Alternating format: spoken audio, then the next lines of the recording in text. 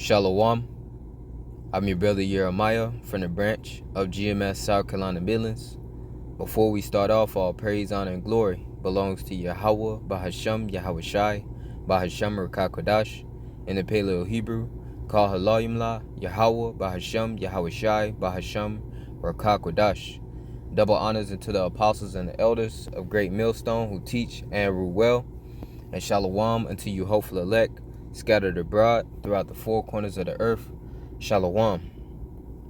Just a quick lesson through the Spirit, a quick warning to the house of Israel.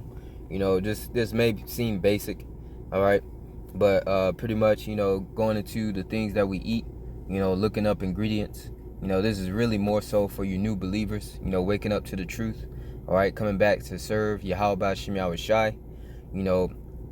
The things that we eat, when looking up ingredients, when you see gluten, within these food ingredients, these gluten could go back to, pork, okay, pork gluten, all right. They do have, said ingredients of beef gluten, so on and so forth, but, 9 times out of 10, Esau Edom is using, pork gluten within these foods, all right. And what's the reason for me bringing this up, is a particular snack, all right, that I have for today. And Yahawashi put the Spirit on me to pretty much look up the ingredients, all right.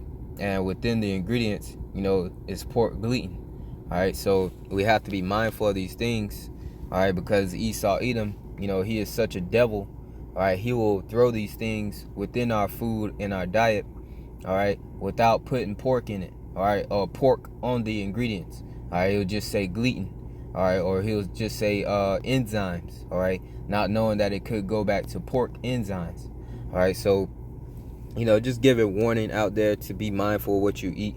We can't eat, things that don't contain gluten or enzymes within it, all right. But nonetheless, let me read this. This is Ecclesiasticus chapter 5 and verse 15. It says, "Be not ignorant of anything in a great matter or a small." And this may seem like a small matter, all right, but our diet, plays a big role in how we serve Yahawashi, because we know in the book of Leviticus, the 11th chapter, I'm gonna go to it. Leviticus, the 11th chapter, is pretty much our dietary law, all right. But pertaining to pork, let's go to verse 7. It says, "And the swine, though he divide the hoof and be cloven-footed, yet he cheweth not the cud.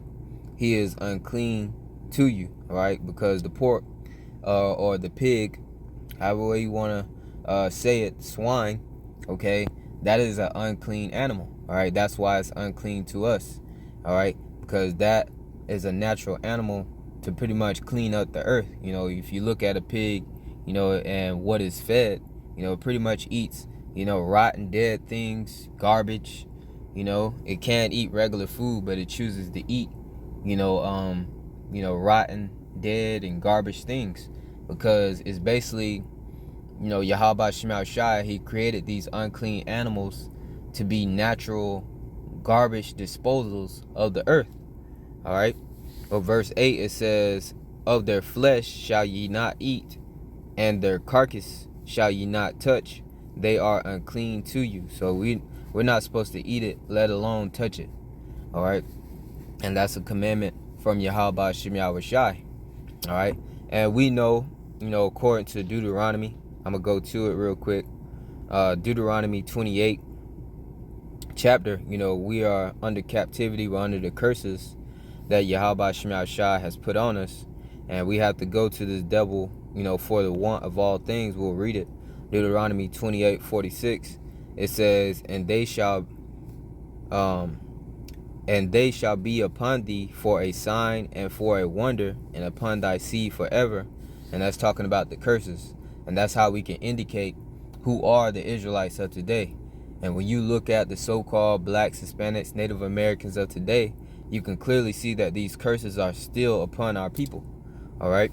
It says, verse 47, "Because thou servest not the Lord Yahawah Bahasham Yahawashi, thy power with joyfulness and with gladness of heart for the abundance of all things. Yeah, we transgressed against Yahawashi. It says, verse 48, therefore shalt thou serve thine enemies, which the Lord Yahawashi shall send against thee, in hunger, and in thirst, and in nakedness, and in want of all things. And you can see, that our number one enemy, Esau Edom, all right, we're under this devil's hand. We're under this devil's rule. We're POWs, prisoners of war. All right, we have to come to this devil for food and for water, all right, for clothes, all right, because we don't own none of these, restaurants, all right, these food processing plants. All right, we don't own none of these textile plants. We literally have to come to Esau for everything. All right, it says, and the want of all things, and he shall put a yoke of iron upon thy neck, and until he have destroyed thee, and surely he have. You can just type in yokes of iron, and it'll clearly show up. Mainly, the Southern Kingdom. The so-called blacks out there, in captivity, man. All right, so this is just a part of the curses. We do have to go to this devil for these things.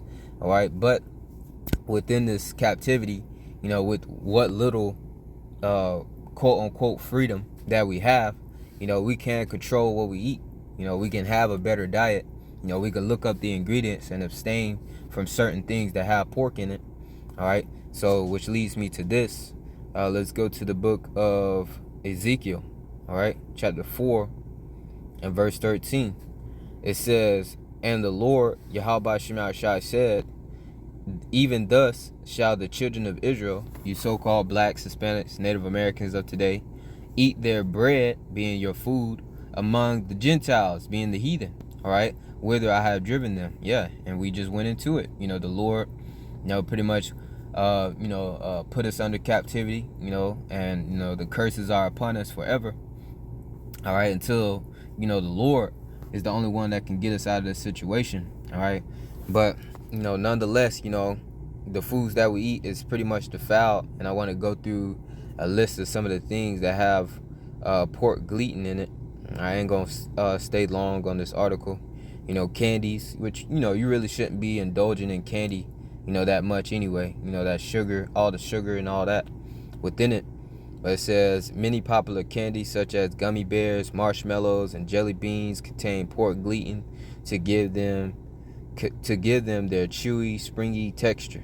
So you really shouldn't be eating that anyway. It's not good for your your health. It says cereals, and you really basically all the cereals have either pork or it got something called trisodium phosphate, which that's pretty much within paint thinner. All right, so you really shouldn't be eating those cereals.